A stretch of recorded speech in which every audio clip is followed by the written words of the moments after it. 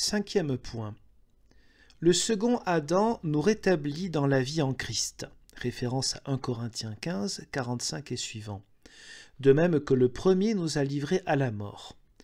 Il en résulte clairement qu'il est inconsidéré de damner les enfants nés de parents chrétiens, et même les enfants des païens, puisque, en effet, Adam a pu perdre l'ensemble du genre humain par son péché, le salut donné en retour par le Christ ne se situerait pas au même niveau, si le Christ, par sa mort, ne rendait pas la vie à l'ensemble du genre humain, ni ne le rachetait entièrement du désastre provoqué par Adam.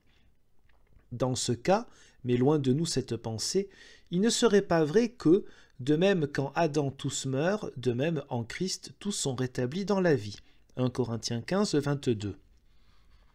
Quoi que l'on doive penser à propos des enfants des païens, nous affirmons en tout cas, en raison de la valeur du salut garanti par le Christ, que ceux qui les vouent à la malédiction éternelle s'avancent beaucoup trop, d'une part pour la raison, déjà dite de la rédemption, d'autre part en raison de la libre élection de Dieu. Cette élection ne résulte pas de la foi, c'est la foi qui résulte de l'élection. Nous traiterons de cette question au point suivant. Car ceux qui ont été élus de toute éternité l'ont évidemment été avant même d'avoir la foi. Nous ne devons, donc, pas damner inconsidérément ceux qui n'ont pas la foi en raison de leur âge. Car, bien qu'il n'ait pas encore la foi, l'élection de Dieu nous reste cachée. Si, au regard de Dieu, ils ont été élus, nous portons des jugements hâtifs sur ceux que nous ne connaissons pas.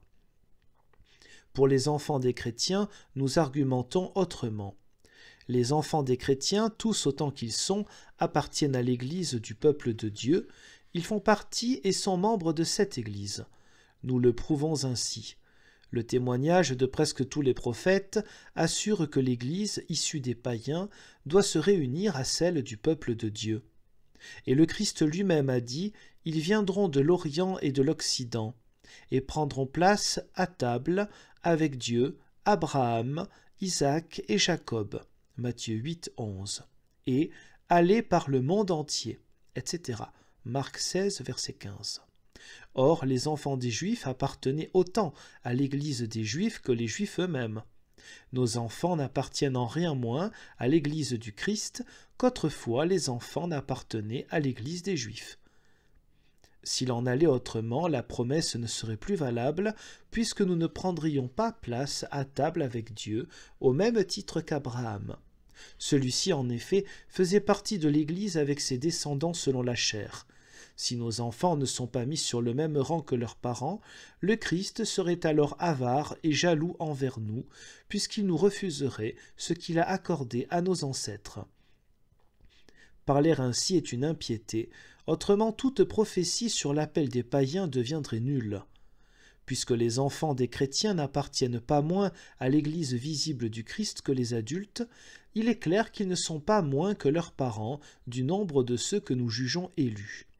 En conséquence, je juge que font preuve d'impiété et de présomption ceux qui vouent les enfants des chrétiens aux malédictions, contre tant de témoignages manifestes de l'Écriture, qui affirment que l'Église issue des païens ne serait pas seulement égale, mais supérieure à celle des Juifs.